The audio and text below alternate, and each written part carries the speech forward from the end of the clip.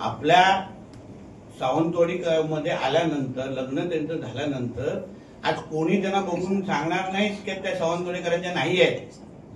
त्यांनी जी आपली संस्कृती स्वीकारलेली आहे, भाषा शिकण्याचा प्रयत्न करतायत, ह्याचं खरं म्हटलं तर कौतुक करायला पाहिजे. कौतुक करायला पाहिजे. हा मुळात प्रश्नच असता कामा नये. अन्य पण ज्या त्यांच्या बदनामीचे विषय चालू, माझं म्हणणे निवडणुका येतील जातील, पण आमच्या जिल्ह्यातल्या माता भगिनींच्या अशा पद्धतीचा अपमान निवडणुकीसाठी कोणी करू नये.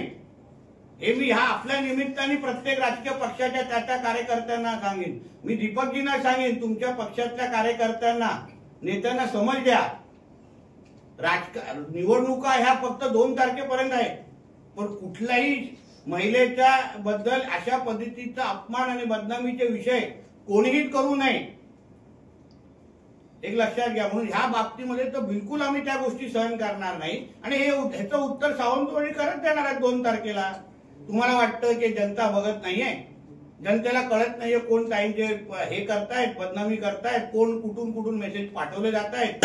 अहो, त्या भाषा शिकण्यासाठी एवढ्या चांगल्या पद्धतीने, मी तर बोलतो त्यांची मराठी चांगली आहे, शिकतायत, बोलतायत, ह्याचं कौतुक झालं पाहिजे.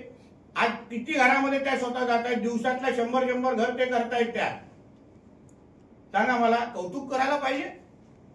आपल्या घरातली एक बहीण मुलगी अशा पद्धतीने अगर प्रयत्न करतायत, आपल्या सिंधुदुर्गामध्ये त्या आल्यात, आपली संस्कृती त्यांनी स्वीकारली, याच्याबद्दल कौतुक करावं का टीका करावी?